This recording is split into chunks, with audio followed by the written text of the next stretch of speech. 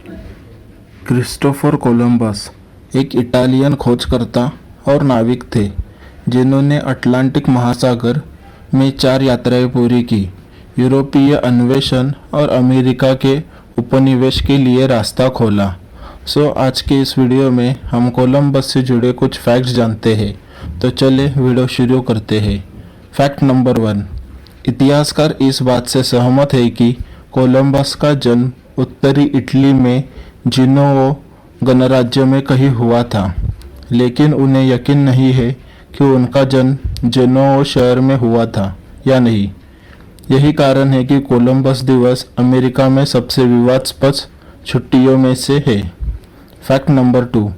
उनका जन्मदिन अगस्त और अक्टूबर के बीच 1451 में हुआ था। कुछ सूत्रों का कहना है कि उनका जन्म अक्टूबर 1450 में हुआ था। Fact number 3। उनके 4 भाई थे, बार्टोलोमो, जियोवन्नी, पेलेग्रिनो और जियाकोमो।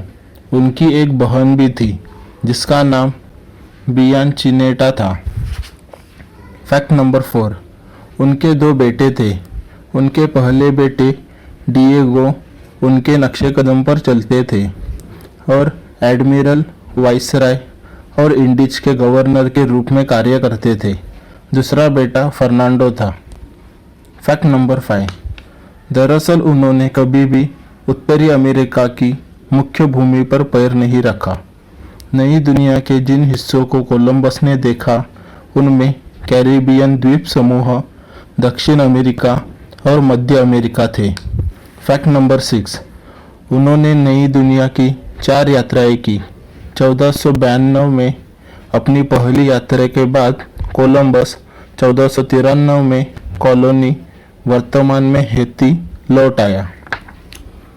1498 में त्रिनिदाद और दक्षिण अमेरिका की मुख्य भूमि का दौरा किया और 1502 अपनी अंतिम यात्रा के दौरान पनामा पहुंच गया।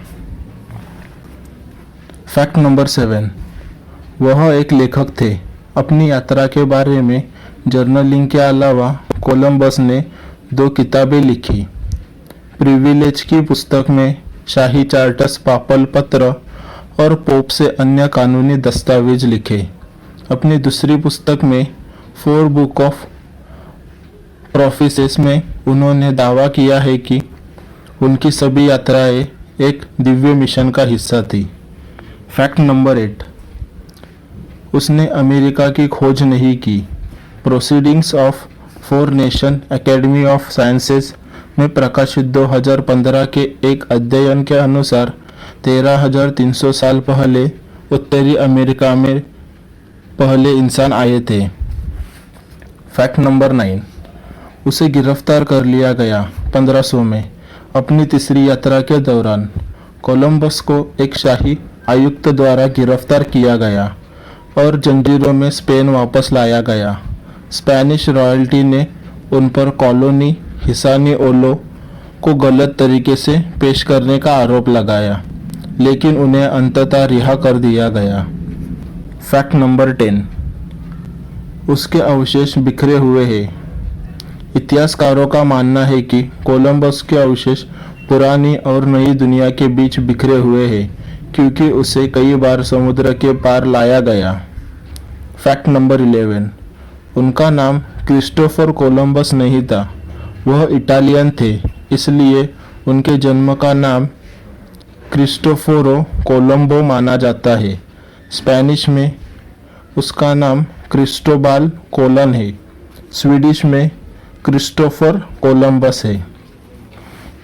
Fact number 12। उनके नाविक सकल थे। कोलंबस के दल ने पूरी यात्रा के लिए हर दिन एक ही कपड़े पहने और किसी ने जूते नहीं पहने। उस समय केवल धनी के पास ही कई प्रकार के कपड़े होते थे। जूं भी जहाज पर एक लगातार समस्या थी। Fact number 13। नीना और पिंटा वास्तव में अपने जहाज़ों के नाम नहीं थे, वे उपनाम हैं जिन्हें नाविकों ने पोत दिया था। नीना को मूल रूप से सांता क्लोरा कहा जाता था क्योंकि इसके मालिक जुआन नीनो थे पिंठा भी एक उपनाम था। फैक्ट नंबर 14, कोलंबस दिवस को डिस्कवरी दिवस कहा जाता है। So thanks for the day. अगर ये फैक्ट्स आपको अच्छे लगे हो तो लाइक करें वीडियो को, सब्सक्राइब करें चैनल को और शेयर करें।